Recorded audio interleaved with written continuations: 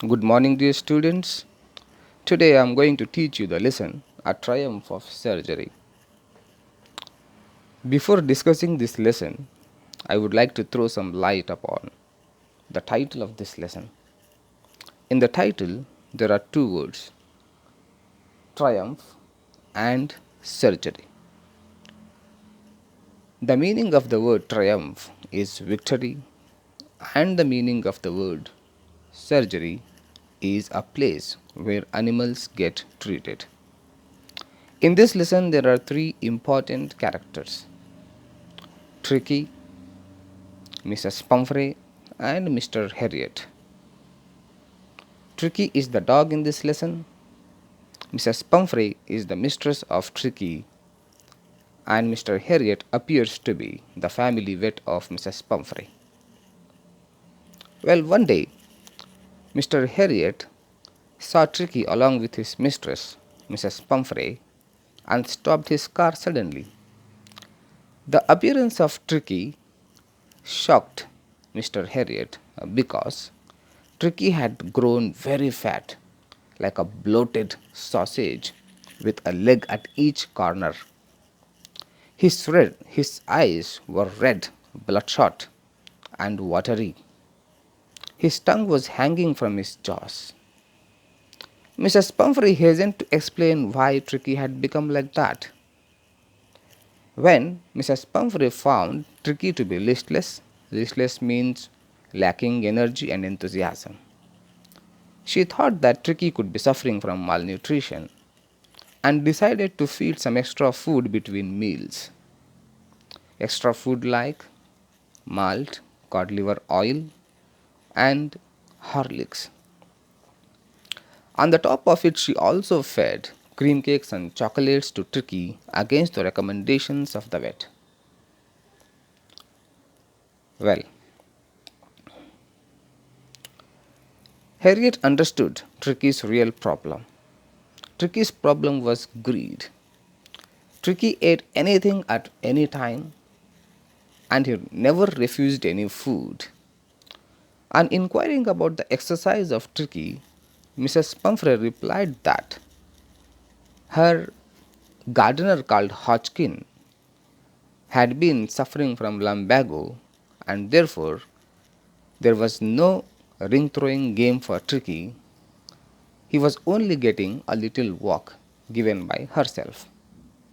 Studying the condition, Mr. Harriet warned Mrs. Pumphrey that Mrs. Pumphrey should keep Tricky on a very strict diet, otherwise, he would seriously fall ill. Mrs. Pumphrey promised Mr. Harriet that she would definitely keep Tricky on a very strict diet, though it is very difficult for her. The meeting got concluded, both the parties parted their ways. In view of the circumstances, Mr. Harriet expected a call from Mrs. Pumphrey soon. As expected, after a few days, Mr. Harriet received a call from Mrs. Pumphrey. Mrs. Pumphrey was distraught. She was very worried and upset. She said over the phone to Mr. Harriet that Tricky was not doing well. He had bouts of vomitings. He wasn't eating anything, any food, not even his favorite dishes. He didn't do anything, he didn't go for walks, and all the time he spent on his rug panting. She sounded very serious.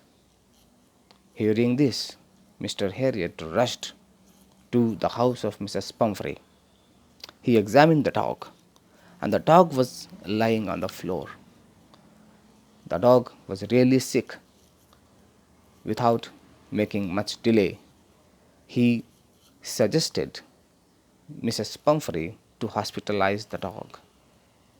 When Mrs. Pumphrey heard that the dog is going to be hospitalized, she got almost unconscious and said that it is difficult for Tricky to live without her.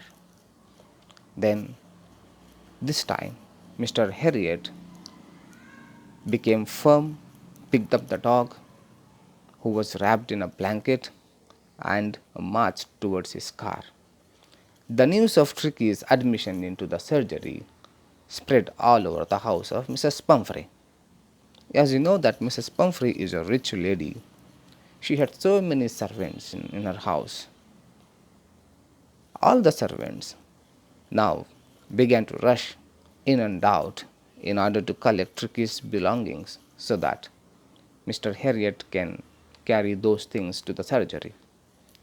Tricky had so many things for his use, like he had daybeds, nightbeds, favorite cushions, toys and rubber rings. He had separate bowls for breakfast, lunch and supper. So the servants at Mrs. Pumphrey's house collected all the belongings of Tricky in order to dump them in Mr. Harriet's car. Mr. Harriet knew very well that he could not accommodate those things in his car and started to drive away. But from behind, Mrs. Pumphrey carried so many coats of Tricky, ran and dumped those coats inside Mr. Harriet's car through the window. Then all the people in the house bid a farewell to Tricky, and all were teary eyed. They were very sad. And in the car, Mr. Harriet was there, and beside him, Tricky was on the seat. And he said to Tricky that, "Fellow, I know a cure for you, don't worry." This is the end of the first part of the lesson. For the second part, keep watching my videos and don't forget to read the lesson before you listen to my lecture. Thank you very much.